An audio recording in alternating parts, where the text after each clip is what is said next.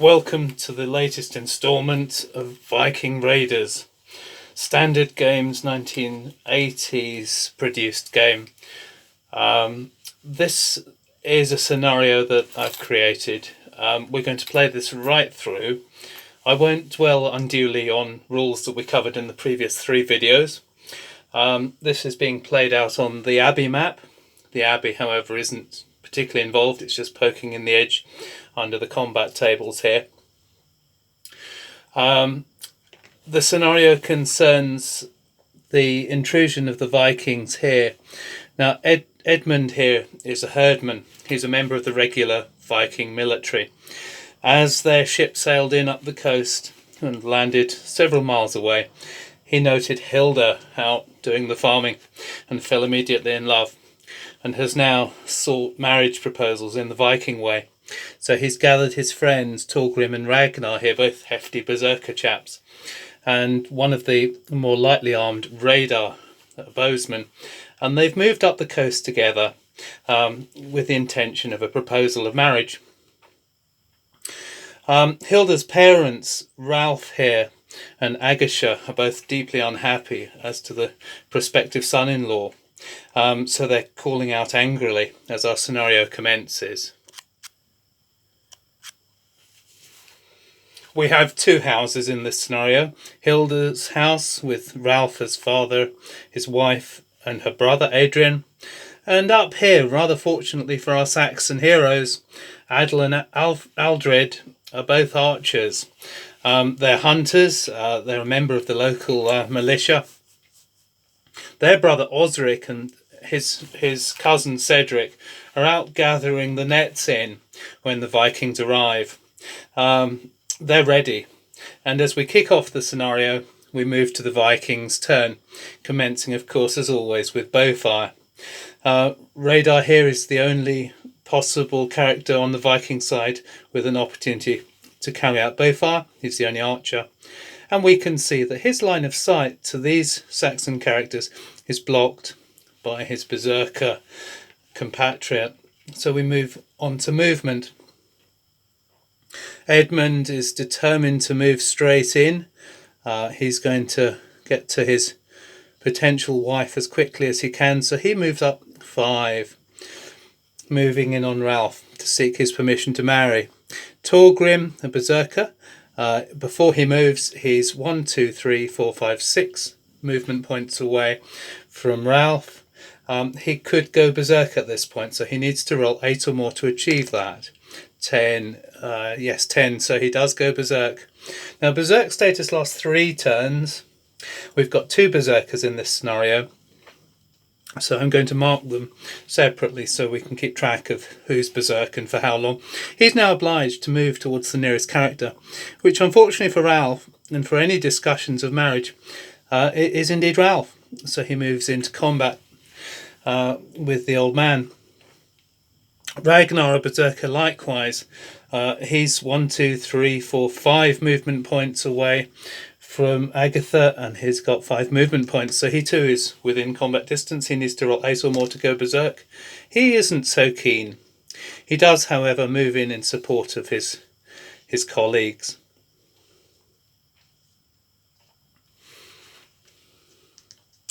Finally, we come to Radar, who's probably best placed to take a defensive position. 1, 2, 3, 4, 5 into the tree to gain the cover and to be ready with his bow. We move now to combat.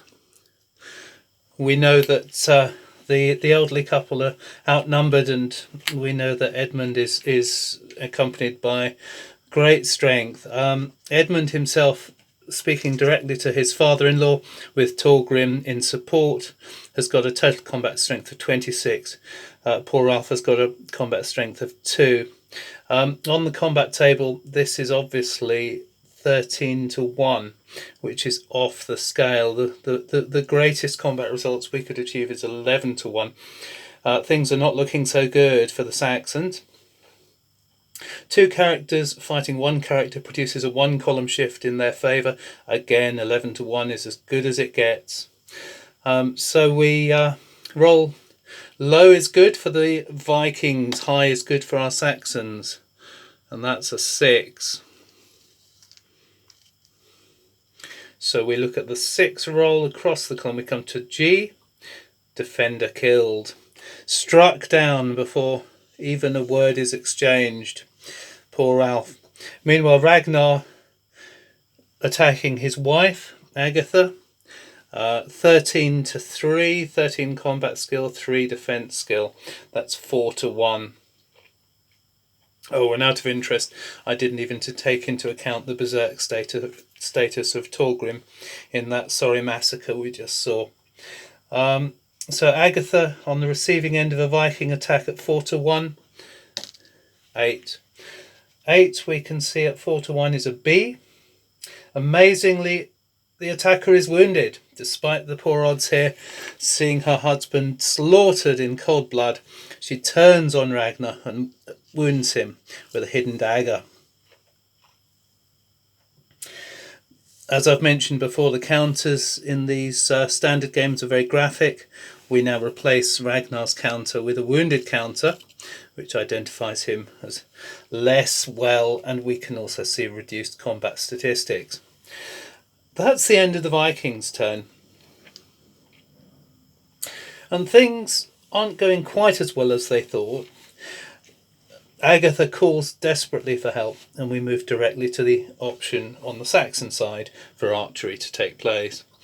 None of the archers have a line of sight, except for Osric here. And he could trace a line of sight without hitting his cousin to Edmund himself just there. So it could all be over in a flash.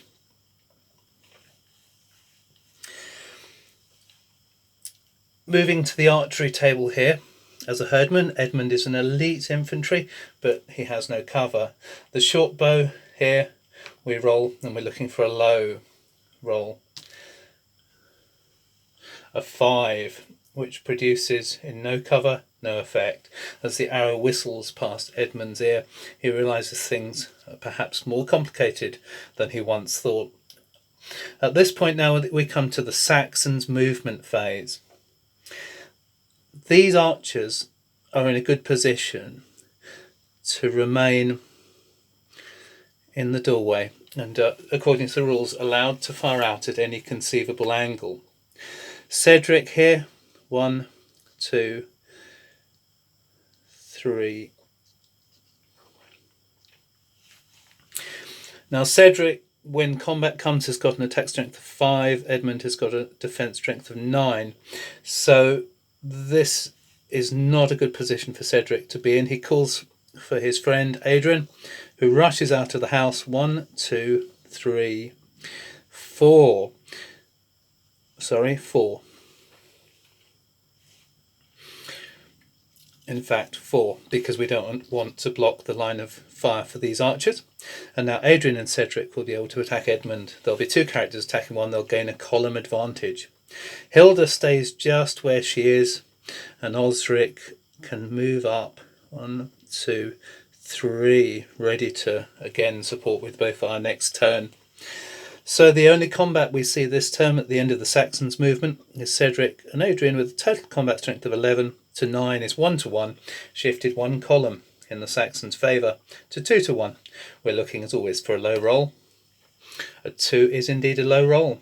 2 is D. D, defender retreat 1 hex. Not quite as good as everyone had hoped for, perhaps. But Edmund is pushed back. And we'll resume this game in part 2.